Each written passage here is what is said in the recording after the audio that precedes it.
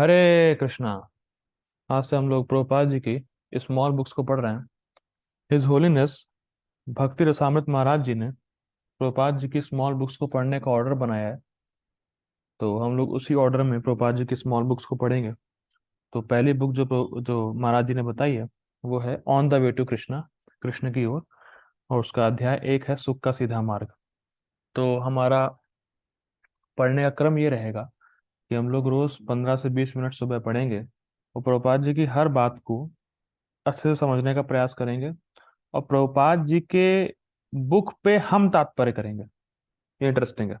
प्रभुपाद जी एक जगह अपने लेक्चर में बोलते हैं कि I want my disciples to write parapet on my parapet. मतलब कहने का तात्पर्य क्या है कि हम प्रभुपाद जी के लाइनों को अपने जीवन में देखें।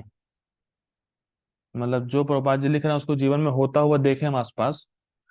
इस ढंग से पढ़ने का प्रयास करेंगे, क्योंकि अगर हमें जो चीज प्रभुपाद जी ने लिखी है वो दिखने लगती है तो उस पर श्रद्धा होती है और हम उस बात को अनुभव करते हैं, भूलते नहीं है उस बात को।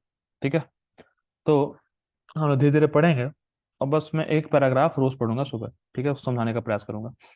और प्रभुपाद जी की बुक पे हम लोग ग्लॉसिंग करेंगे। ग्लॉसिंग मतलब होता है, ग्लॉसिंग अगर आप हिंदी में अर्थ देखेंगे तो उसको बोलते हैं चमकना।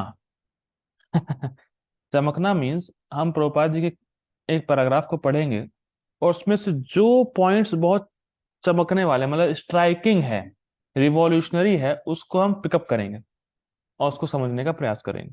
जैसे मैं अभी आपको पढ़ूंगा और दिखाऊंगा कैसे ग्लॉसिंग करनी होती है। ठीक है। तो ये हमारा पूरा पढ़ने का क्रम रहेगा। डेली हम लोग पढ़ने का प्रयास करेंगे, कृष्ण कृपा रही तो। ठीक है। तो हम लोग, हमारी पुस्तक का नाम है सुख का सीधा, ओ माफ कीजिएगा, कृष्ण की ओर। उसका अध्याय एक है सुख का सीधा मार्ग। ठीक है। हम लोग पहले थोड़ा पढ़ते हैं। हम लोग पढ़ रहे हैं। हम में से प्रत्येक व्यक्ति सुख की खोज में है, किंतु हम नहीं जानते कि सच्चा सुख क्या है। हम अपने चारों ओर सुख का विज्ञापन तो बहुत देखते हैं, किंतु प्रत्यक्षतः सुखी लोग हम बहुत ही कम देखते हैं। इसका कारण है इसका कारण यह है कि बहुत ही कम लोग यह जानते हैं कि सच्चे सुख की स्थिति नश्वर पदार्थों से परे है। यह वह सच्चा सुख है जिसका विवेचन भगवत गीता में भगवान कृष्ण ने अर्जुन को समझाया है। अब देखिए, ग्लॉसिंग करिए। पहली चीज, हम में से प्रत्येक व्यक्ति सुख की खोज में क्यों है? जो प्रश्न बनेगा, हर व्यक्ति सुख की खोज रहा है क्योंकि मूलतः आत्मा आनंदमय है, सच्चिदानंद है। ठीक है, चाहे वो भौतिक शरीर में ही क्यों ना हो। ठीक है। हम सब शरीर तो नहीं है, ये तो मूल सिद्धांत है। हम सब जीवात्मा है। और चाहे कोई भी जीवात्मा हो, चाहे पशु के शरीर में हो चाहे मनुष्य के शरीर में हो, जीव आत्मा मीन्स ही वॉन्ट्स हैप्पीनेस। वो सुख चाहता है क्योंकि उसका मूलतः जो गुण है वो आनंदमय है। ठीक है। तो इसलिए हम सुख की खोज में हैं। लेकिन अब प्रभुपाद जी बहुत सुंदर बात कह रहे हैं। हम नहीं जानते कि सच्चा सच्चा सुख है क्या। ठीक है। सच्चा सुख क्या है ये हम क्यों नहीं जान पा रहे हैं? भगवान की अविद्या शक्ति की वजह से। ठीक है। अब प्रभुपाद जी बहुत ही सुंदर पॉइंट लिख रहे हैं। ये बहुत रिफ्लेक्ट करने वाला पॉइंट है। हम अपने चारों ओर सुख का विज्ञापन तो बहुत देखते हैं। प्लीज मुझे बताइए चैट बॉक्स में कि आप लोग कौन कौन से एडवर्टाइजमेंट देखते हैं। जैसे मुझे एक याद आ रहा है, उसका बहुत सुंदर वो है। हाँ, स्लीप वेल फॉर ईयर्स। जो गद्दे होते हैं ना, गद्दे, स्लीप वेल के गद्दे, उसका विज्ञापन आता है, स्लीप वेल फॉर ईयर्स, अच्छे से सो सालों तक। अब देखिए, बहुत सुंदर बात देखिए। क्या सोने के लिए गद्दे की आवश्यकता है कि नींद की आवश्यकता है? बताइए। सोने के लिए गद्दे की जरूरत है कि नींद की? लेकिन ऐसा विज्ञापन में दिखाएं कि अगर आप स्लीप वेल के गद्दे नहीं लेंगे तो आपको नींद नहीं आएगी अच्छे से। बताइए। बहुत सुंदर। और सोने के बाद क्या आप जान पाएंगे कि आप स्लीप वाले गद्दे पे सोए हुए हैं? लेकिन हमें दिखाते क्या है, स्लीप वाले गद्दे लोगे सुखी हो जाओगे। या कभी कभी लोग काले होते हैं तो फेयर एंड लवली कैड आता है, फेयर एंड लवली लगाइए, गोरे हो जाइए, सुखी हो जाइए, ऐसा विज्ञापन में दिखाते हैं। ठीक है। अब देखिए, मान लीजिए कोई व्यक्ति काला है, उसने विज्ञापन देखा, फेयर एंड लवली ले आया वो।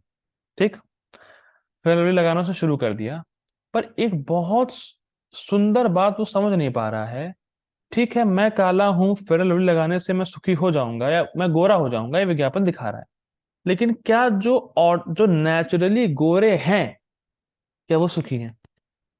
तो मैंने कल ही बात कही थी, बहुत सुंदर बात है। क्या जो वाकई में गोरा, चलिए मैं तो काला हूं, ठीक है, आप एड में दिखा रहे हैं कि जो गोरे हैं वो खुश हैं, तो क्या जो वाकई में नेचुरली बॉर्न गोरे हैं वो क्या सुखी हैं? ये बताइए, समझ में आ रहा है? या कभी कभी बहुत से ऐसे ऐड हैं, पता नहीं मुझे ऐड नहीं, हाँ जैसे एक ऐड वो है, क्या आपके आपके टूथपेस्ट में नमक है, मंजन करेंगे, ब्रश करेंगे, आपके दांत बहुत वाइट हो जाएंगे, ऐड में दिखाते हैं। तो जिसको ऐड में लेके आते हैं ना भाई साहब, उसके वैसे ही दांत होते ही हैं सुंदर, नेचुरली। जैसे किसी के नेचुरली दांत सुंदर होंगे तो आप पूछे क्या किया आपने, कुछ नहीं किया, ऐसे ही है। लेकिन मान लीजिए मैं ऐड देखो, अच्छा पतंजलि के ऐड में ऐसा ये दिखाया है कि दांत अगर ऐसे हो अगर रगड़ूंगा मैं पतंजलि का दंत मंजन, दंत कांति, तो मेरे दांत अच्छे हो जाएंगे, मैं खूब रगड़ता हूँ, अगर मेरे दांत जैसे नेचुरली है वैसे रहने वाले हैं। लोग समझ नहीं पा रहे हैं। बहुत सुंदर गोपाल जी बात कर रहे हैं, बहुत ही सुंदर। देखिए सार बहुत विज्ञापन हम देख रहे हैं अपने चारों ओर, पता नहीं विज्ञापन आप, तो मेरी अवस्था खराब हो रही है।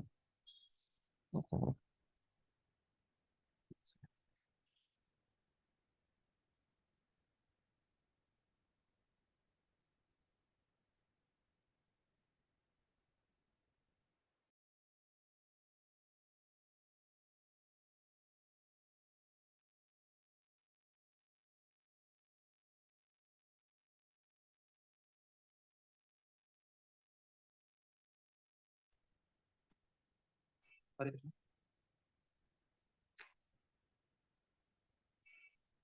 हरे कृष्णा, हरे कृष्णा, क्या सही है?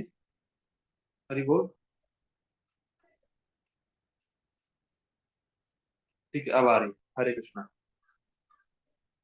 ठीक है, देखिए मैं ये बता रहा था कि देखिए बहुत विज्ञापन देखा है मैंने, कई गिना दिया, आप लोग भी गिना सकते हैं, मुझे याद नहीं आ रहा है। बहुत एड्स देख रहे हैं, बहुत विज्ञापन देख रहे हैं, और उन सबका उद्देश्य क्या है? बात कर रहे हैं कि ठीक है बहुत सारे विज्ञापन है, उन सबका उद्देश्य क्या है? कॉमन पॉइंट क्या है कि व्यक्ति सुखी हो जाए। तो अगर ऐसा विज्ञापन से व्यक्ति सुखी हो जाता तो हमें सुखी लोग दिखते ना।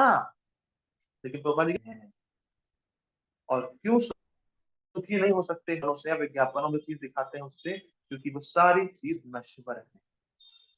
ये पॉइंट आपको दांत चमका लूंगा मैं, पर दांत रहेंगे कब तक? गद्दा ले आऊंगा सोने के लिए, नींद आई कब तक? बहुत, जब उसको स्ट्राइक मतलब सच्चा शब्द ही उसके लिए आता है जिसकी सत्ता तीनों काल में रहे, पास्ट प्रेजेंट एंड फ्यूचर। जीव में सच्चा है, हाँ जीव में सच्चा है क्योंकि वो पास्ट प्रेजेंट फ्यूचर तीनों विश्व में सिंपल है। और वस्तुतः हम सुख चाहते हैं दो चीजों से, वस्तुओं से और इंसान, मतलब हम लोग सुखी किससे होता है? तो वस्तु खा के, वस्तु पा के, या किसी मनुष्य से संबंध बना के सुखी होते हैं। और इस जगत में ये दोनों ही नश्वर है, वस्तुएं भी और जिससे हम प्रेम करते हैं, जिससे संबंध है हमारा, वो भी एक दिन छू ही नहीं सकते, हो ही नहीं सकते, हो ही नहीं सकते पास में। कोई भी आप वस्तु प्राप्त कर लेंगे, किसी से संबंध बना लेंगे, वो है नश्वर, और आप है शाश्वत। If you are permanent, then how you can be satisfied with temporary? ये संभव नहीं। इसीलिए हम जान इस को करना है, तो हमें उनसे संबंध बनाना होगा जो वस्तुएं शाश्वत है, और जो जीवात्माएं, जो मनुष्य है वो शाश्वत है। और वो कहाँ पर है? भगवान के, भगवान शाश्वत है, और वहां से जुड़ी जो भी वस्तुएं हैं सब शाश्वत आनंद होंगे। जब हम शाश्वतता की ओर बढ़ेंगे, जैसा कि पुस्तक का नाम है, तब हम सुख के सीधे मार्ग पे चलेंगे। ये आपको पकड़ना है। पता नहीं आप लोगों ने इस तरह से सोचा और नहीं सोचा होगा इस पुस्तक को। ये है सिस्टम, ये बाबा जी बता रहे हैं। अपना सब पुस्तक क्या है? नश्वर। और कभी भी जीव आत्मा नश्वर पदार्थ से सुखी नहीं हो सकती, क्योंकि वो शाश्वत। ठीक है, तो कोई भी नश्वर पदार्थ आत्मा को टच नहीं कर सकता। ठीक है, बहुत सुंदर बात। अब देखिए बस ये पैराग्राफ पढ़ूंगा आगे। हमारी इंद्रियों के माध्यम से होता है। उदाहरण के लिए एक पत्थर के पास कोई इंद्रिय नहीं है, अतः वह सुख या दुख का अनुभव नहीं कर सकता। विकसित चेतना अविकसित चेतना की अप्यायी से कर सकती है। वृक्षों में चेतना होती है किंतु वह विकसित नहीं होती। वृक्ष सभी ऋतुओं में दीर्घ काल तक खड़े रह सकते हैं, पर उनके पास दुख अनुभव करने का कुछ साधन नहीं है। यदि किसी मानव को इससे भी कम समय तक खड़ा रखा जाए तो वह यह सहन नहीं कर सकेगा। सारांश यह है कि प्रत्येक चेतन प्राणी सुख दुख का अनुभव अपनी चेतना के विकास के अनुसार ही करता है। इसको समझिए, बहुत बहुत सुंदर प्रभा की बात है। इसमें ग्लॉसिंग करिए, हमारी इंद्रियों के माध्यम से, तो इंद्रियां हमारे इंद्रिय विषयों के संपर्क में आती है तो हम सुख दुख का अनुभव करते हैं। स्पष्ट। तो सुख, अब फर्स्ट पॉइंट पकड़ लीजिए, सुख का अनुभव करने के लिए इंद्रियां होनी ही चाहिए, फर्स्ट पॉइंट। और पत्थर के पास कोई इंद्रिय नहीं, सुख दुख का अनुभव कर नहीं सकता। ठीक। अब देखिए, विकसित चेतना अविकसित चेतना की अपेक्षा सुख और दुख का अनुभव अधिक गहराई से कर सकती है। इसका मतलब क्या है, समझिए। मान लीजिए दो बंदर आपस में एक दूसरे को देख रहे हैं, ठीक है, तो मुझे कैसे देख रहे हैं उनको फर्क नहीं पड़ेगा मतलब। लेकिन जब मनुष्य अगर किसी दूसरे मनुष्य को अलग अलग ढंग से देखे तो हमारे मन में फर्क पड़ता है।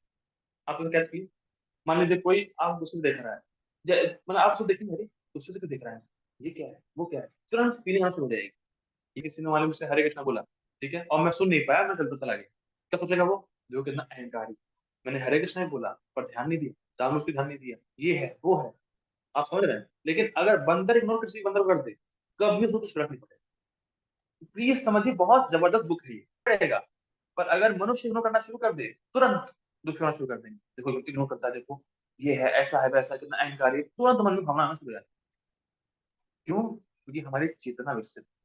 अब गोपाल जी एग्जाम्पल दे रहे हैं, मैं उसको समझाना, देखिए। अच्छा, पेड़ सुखी है, इसका प्रमाण क्या होता है?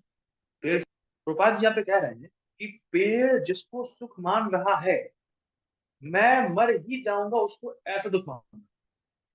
मैं फिर रिपीट कर रहा हूँ, पेड़ जिसको सुख मान रहा है धूप में खड़े रहने पे, मैं मर ही जाऊं उसको ऐसा दुख मानूंगा।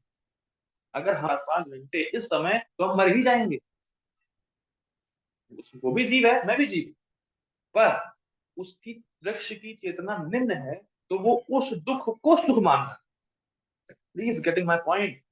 वृक्ष खड़ा है, ऋतु में गर्मी में उसको सुख मानता है, पर अगर मुझे बोल दिया जाए तो मैं तो मर ही जाऊंगा, ऐसा दुख मानूंगा उसको। ये वो मेरे हिसाब से जो दुख है उसको सुख मानता है। ठीक। अगर वृक्ष को धूप ना मिले तो मुरझा जाएगा, और अगर मुझे धूप लगने लगे तो मैं ही मुरझा जाऊं। लेकिन वृक्ष को धूप ना मिले तो वो मुरझा जाएगा, और मुझे धूप मिले मैं मुरझा जाऊं। देता हूं तो भैया मर ही जाएंगे। तो देखिए क्या, अब देखिए इसको कंक्लूड करिए। जिसको व्यक्ति सुख मान रहा है, वो डिपेंड करता है कि उसकी चेतना कितनी विकसित है। ये कंक्लूजन है। मैं इसको कई तो, जिसको व्यक्ति सुख मान रहा है, वो उसकी चेतना पे डिपेंड करता है कि चेतना कितनी विकसित है। यही कंक्लूजन है। टाइटल क्या है इस चैप्टर का? सुख का सीधा मार्ग। अब कनेक्ट करिए, में पढ़ा, कनेक्ट करिए। सुख सपन है, किसी को सुख मिल नहीं रहा है, सुख मिलता है इंद्रियों के द्वारा, और सुख का आकलन या एक्सपीरियंस किया जाता है चेतना के द्वारा। और अगर हमें हाईएस्ट सुख है consciousness, this is the conclusion of this chapter. हमें पूरे चैप्टर से यही डिराइव करना है। मैं फिर रिपीट कर रहा हूँ, तो हम लोगों ने भी तो पढ़ा, सुख सब चाहते हैं, और इस चैप्टर का नाम है सुख का सीधा मार्ग। सुख सब चाहते हैं, सुख के बहुत सारे विज्ञापन हैं, पर विज्ञापनों से हम सुख का अनुभव अपनी इंद्रियों से करते हैं, और सुख का आकलन या एक्सपीरियंस, कितना सुख हम अनुभव कर रहे हैं, वो हमारी चेतना के द्वारा। और अगर हमें हाईएस्ट सुख चाहिए तो हमारी चेतना कुछ नियम पालन करने होते हैं। इसको बिल्कुल समझिए, एग्जाम्पल से, अपने एग्जाम्पल समझिए, अपने एग्जाम्पल से नहीं समझ में आ रहा हो सकता है इस मीटिंग में आया हुआ कोई भक्त नॉनवेज खाता हो, क्या उससे मैं पूछूं नॉनवेज खाएगा, या नॉनवेज को देखेगा भी मना कर देगा? तो पहले कैसे खा रहे थे, हम बताइए। तुम तो वही हो, तुम तो वही भक्त हो। अब नॉनवेज नहीं खा रहे, तो देखना भी नहीं चाह रहे, पहले खूब दवाई खा रहे थे। या थोड़ा सा जो और सही है, वो प्याज लहसुन की बदबू सहन नहीं कर पाएगा, और पहले खूब प्याज लहसुन दवाई खा रहा था। क्यों? परिवर्तन कैसे आया? क्योंकि इतना विकसित हुई। उसकी जब चेतना विकसित हुई तो खाने में, प्याज लहसुन खाने में, उसको वो अब दुख मानता है। समझ आ रहा है? ये फंडा है। बहुत एक गाने सुना, बिल्कुल अच्छा नहीं लग रहा है, क्यों? और पहले से रहा था, क्यों? क्योंकि आपकी चेतना विकसित हुई। चेतना विकसित हुई है, अब आपका जो सुख का लेवल है वो इंक्रीज हो। बहुत ही जबरदस्त प्रकार जीवन की अपेक्षा सुख और दुख का अनुभव अधिक गहराई से कर सकती है। तो हम लोग क्या सारांश सीख रहे हैं? सारांश यही है कि सुख दुख का अनुभव अपनी चेतना के विकास के अनुसार ही व्यक्ति करता है। कई बार लोग बोलते हैं तुम्हारा हरे कृष्णा हमारे देश को एक ही है। नो, एक नहीं, वो निकृष्ट सुख है। हाई क्वालिटी मान रहे हैं क्योंकि आपकी चेतना ही लो क्वालिटी। ठीक है, तो फिलहाल हम लोग यही रुकेंगे। हम लोगों ने सिंपल ही सीखा कि अगर व्यक्ति सुख चाहता है, सुख का प्रलोभन है, कोई सुखी है नहीं, सुखी होने से क्योंकि सुखी हो सकता, बिक सकता। और सुख दुख का अनुभव हम अपनी विकसित चेतना के साथ करते हैं। जितनी चेतना हमारी विकसित है उतना बेटर सुख हमें मिलेगा। इसीलिए भक्ति का या मतलब जो शास्त्रों का आदेश यही है कि प्लीज प्यूरिफाई योर कॉन्शियसनेस, दुख का मोह कर सकते। क्या श्लोक है, ऋषभदेव कहते हैं, एक श्लोक है मुझे याद नहीं आया, लेकिन ऋषभदेव कहते हैं कि मानव जीवन तपस्या के लिए बना, तपस्या करेंगे हृदय शुद्ध होगा, संभव कर पाएंगे। ठीक है, तो सिद्धांत का सीखना है, जितनी उसकी चेतना जितनी विकसित होगी वो उतना हाईएस्ट या उतना बेटर सुख का अनुभव करेगा। ठीक है, उतनी उतना गहराई से करेंगे। ठीक है, हम लोग ये रुकते हैं, हम लोग कल मिलेंगे। ठीक है, जय गुरु श्री प्रभुपाद।